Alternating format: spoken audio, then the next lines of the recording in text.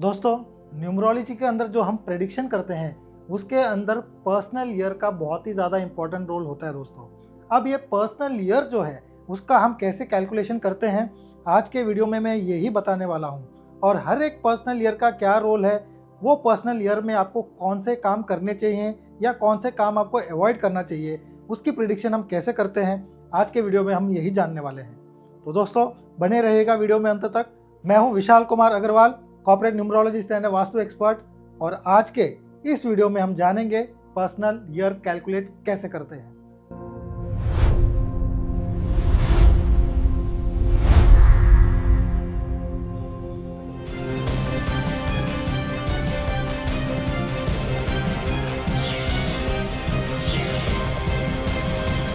तो दोस्तों इसका जो एक सिंपल फॉर्मूला जो है वो क्या है कि आपको आपकी जो डेट ऑफ बर्थ है एक पेपर पे आपको लिखना है। जैसे कि एक एग्जांपल के तौर पे अगर हम लें तो किसी की भी अगर डेट ऑफ बर्थ 15/4/1985 है तो आप वो डेट ऑफ बर्थ को आप अपने पेपर पे लिख लीजिए, यानी कि आपको आपकी डेट ऑफ बर्थ जो है वो पेपर के ऊपर लिखनी है।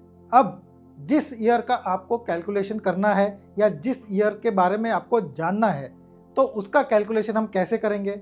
तो अब आप ठीक आपके डेट के नीचे जो है आपकी जो बर्थ डेट है वो आपको लिखना है, जो आपका बर्थ मंथ है वो भी आपको लिखना है दोस्तों। लेकिन अब यहाँ पे जो चेंज आता है वो ये है कि जिस साल के बारे में आप जानना चाहते हैं वो साल आपको लिखना है दोस्तों। जी हाँ, जैसा कि अभी आप 2026 का देखना चाहते हैं तो 2026 लिखना है। जैसे कि एग्जाम्पल के तौर पे 15/4/1985 जो था, अब हम इसको लिखेंगे 15/4/2026। अब हम इस पूरे डेट ऑफ बर्थ का टोटल करेंगे दोस्तों। अब इस पूरी डेट ऑफ बर्थ का जो टोटल निकल के आएगा, 15 का आ गया 6, मंथ हो गया 4 यानी कि 10, एंड जो साल है वो साल आ जाएगा 2026 का 1, यानी 6 + 4 + 1 यानी कि 11, दैट इज इक्वल टू 2, यानी कि पर्सनल ईयर आपका हो गया 2 दोस्तों। अब हम इसका प्रेडिक्शन कैसे करें कि ये साल आपके लिए कैसा है। तो मैं शुरू से लेके 1 से लेके 9 तक जो पर्सनल ईयर होते हैं उसका क्या रोल होता है, उन सालों में क्या करना चाहिए, इसके बारे में आगे बताता हूँ दोस्तों। ये जो पीरियड है इसको हम 1 से लेके 9 तक ही देखते हैं, क्योंकि उसके बाद में फिर वापस जो है आपका पर्सनल ईयर 1 आ जाएगा, यानी कि ये जो सर्कल है 1 से लेके 9 तक होता है दोस्तों। तो इसमें हर एक नंबर पे क्या क्या आपको मिलेगा, क्या क्या सावधानी आपको रखनी है दोस्तों।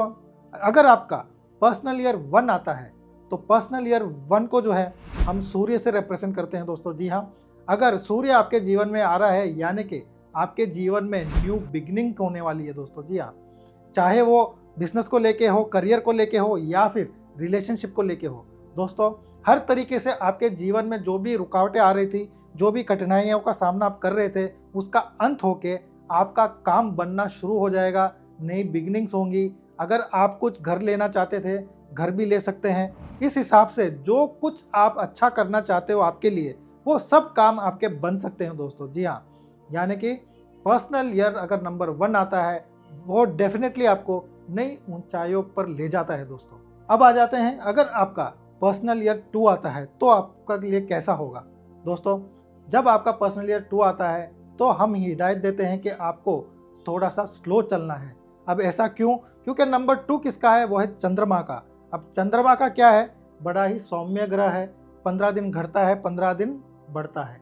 तो ऐसे में जो आपके जीवन में इस साल काफ़ी उतार चढ़ाव वाला साल रह सकता है। इस वजह से इस साल पे आप कभी भी कोई भी नया काम शुरू मत करिए, ज़्यादा लोन मत लीजिए, और आपके काम को जो जैसा है वो सिचुएशन को आप हैंडल करके आगे बढ़िए। यानी कि इस साल में कोई भी बड़ा रिस्क आपको नहीं लेना चाहिए और अपने आप को मैनेज करते हुए आगे बढ़ना चाहिए, ताकि जब अगला साल आपके लिए पीरियड अच्छा आए तब आप उसके ऊपर कैपिटलाइज कर सकें और उसका फ़ायदा उठा सकें। तो इस साल में डेफिनेटली आपको ध्यान रखना है कि आपको स्लो चलना है। अब आ जाते हैं, अगर आपका पर्सनल ईयर 3 आता है तो दोस्तों, अगर आपका पर्सनल ईयर 3 आता है तो डेफिनेटली ये आपके नॉलेज के लिए बड़ा ही फायदेमंद साल है। अगर आप स्टूडेंट हैं और आपका पर्सनल ईयर 3 चल रहा है तो डेफिनेटली ये आपको बहुत ही ज़्यादा फ़ायदा देगा। इसके अलावा अगर आप किसी ऑकल्ट फील्ड से रिलेटेड काम कर रहे हैं तो डेफिनेटली अगेन ये आपके लिए बहुत ज़्यादा फायदा देगा। हाँ, इसमें मटेरियल गेन या फिर फिनेंशियल गेन इतना नहीं होगा, बट आपके लिए जो नेम फेम की बात है या फिर आप कोई अवार्ड या रिवॉर्ड चाहते हैं तो वो आपको इस साल में मिल सकता है। जी हाँ, अगर आप किसी क्रिएटिव फील्ड से जुड़े हुए हैं, फिल्म इंडस्ट्री से भी अगर जुड़े हुए हैं तो डेफिनेटली ये साल में आपको अवार्ड या रिवॉर्ड ज़रूर मिल सकता है। तो इस हिसाब से आप नंबर 3 को देख सकते हैं। अब अगर आपका जो है पर्सनल ईयर 4 आता है दोस्तों, अगर आपका पर्सनल ईयर 4 आता है तो आप तैयार हो जाइए, क्योंकि आपको मेहनत ज़्यादा करनी है दोस्तों। जी हाँ, पर्सनल ईयर 4 जब भी आता है वो आपको मेहनत ज़्यादा करवाता है और आपको शायद रिजल्ट भी आपके हिसाब से ना मिले, लेकिन इसका एक अच्छा कैरेक्टर या फिर एक अच्छा फ़ायदा क्या है कि अगर आप पूरे साल मेहनत कर जाते हैं ना दोस्तों, तो साल के आखिर में आपको ये डेफिनेटली फ़ायदा दे के ही जाता है।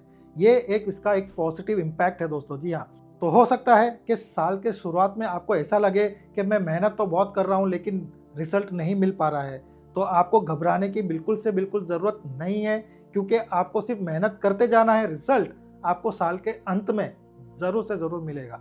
अब आ जाते हैं कि अगर आपका पर्सनल ईयर 5 चल रहा है दोस्तों, अगेन पर्सनल ईयर 5 जब भी आता है तभी भी लाइफ में सभी को आपको ग्रोथ मिलती है, एक्सपेंशन होता है, आपकी फैमिली में अगर कोई किसी भी प्रकार की कोई भी दिक्कत है वो सब दूर हो सकती है, और आपकी शादी को लेकर भी कोई टेंशन चल रही है तो वो भी पर्सनल ईयर 5 में काफ़ी हद तक सुलझ सकती है। यानी कि अगर आप अपने लिए कोई अच्छा पार्टनर ढूंढ रहे हैं तो वो आपके पर्सनल ईयर 5 में पॉसिबल है कि वो आपको मिल जाए, बस प्रयास में कमी नहीं होनी चाहिए। जी हाँ, नंबर 5 जब भी पर्सनल ईयर आता है तो कहीं ना कहीं वो हमें थोड़ा सा लेज़ी बना सकता है। बस आपको यही ध्यान रखना है कि आपको काम में कोई कमी नहीं रखनी है, मेहनत में ज़रा भी कमी नहीं रखनी है, तो डेफिनेटली ये साल भी आपके लिए बहुत कुछ दे सकता है और बहुत कुछ देता भी है। तो इसलिए इस साल को पहचान के, इसके इम्पोर्टेंस को समझ के इसमें ज़रूर मेहनत करिएगा दोस्तों, आपको डेफिनेटली फ़ायदा मिलेगा। अब आ जाते हैं अगर नंबर 6 आता है। जी हाँ, अगर आपका पर्सनल ईयर नंबर 6 आता है तो नंबर 6 में भी आपके रिलेशनशिप सेक्टर में आप देखेंगे कि बहुत ही अच्छा हो रहा है, आपकी वेल्थ में काफ़ी ज़्यादा इजाफा हो रहा है दोस्तों। जी हाँ, जब भी पर्सनल ईयर 6 आता है वो डेफिनेटली आपकी वेल्थ में जो है बहुत ही बड़ा उछाल ला सकता है। बस आपको सही ट्रैक पे रहना है और मेहनत करते जाना है, तो आप देखेंगे कि पर्सनल ईयर 6 आपको नेम फेम भी दिलाएगा और आपको ये ऐसी ऊंचाई तक ले जा सकता है जिसकी शायद आपने कल्पना भी नहीं की। पर्सनल ईयर 6 का जो पावर है ना दोस्तों, ये बहुत ही ज़्यादा इंपॉर्टेंस रखता है। जिनका भी ड्राइवर नंबर 8 है उनको हो सकता है पर्सनल ईयर 1 में दिक्कत हो, तो इसलिए बाकी ड्राइवर नंबर लोगों के लिए कोई दिक्कत नहीं है। इसी प्रकार अगर आपका ड्राइवर नंबर 3 है तो हो सकता है कि आपको पर्सनल ईयर 6 में उतना फ़ायदा ना मिले, तो बस आप दोनों के लिए ही ये सुझाव है, बाकी सभी ड्राइवर वालों के लिए कोई दिक्कत की बात नहीं है। अब आ जाते हैं कि अगर आपका पर्सनल ईयर 7 आ गया है तो क्या करें। तो दोस्तों पर्सनल ईयर 7 अगेन केतु को रिप्रेजेंट करता है, यानी केतु का आपके जीवन में आगमन हो गया है। अब केतु क्या लाता है दोस्तों, केतु जो है वो आपको डिसअपॉइंटमेंट्स लाता है। आप जो भी चाहते हैं वो काम ना हो पाना, डिले होना, ये सब चीज़ें वो लाएगा ताकि आप डिटैच हो जाएं और स्पिरिचुअलिटी की ओर बढ़ें। जी हाँ, अगेन केतु जो है वो स्पिरिचुअल नंबर है और वो कोशिश करेगा कि आपको भी स्पिरिचुअलिटी से जोड़े। और अगर आप उस साल में अच्छी तरीके से पूजा पाठ करते हैं, जिस भी देवी देवता को अगर आप मानते हैं उसका अगर आप ध्यान करते हैं और पूरी ईमानदारी से अगर आप पूजा पाठ करते हैं, तो वो साल भी आपको कोई ज़्यादा दिक्कत नहीं देगा और वो साल भी आपके लिए फेवरेबल बन जाएगा।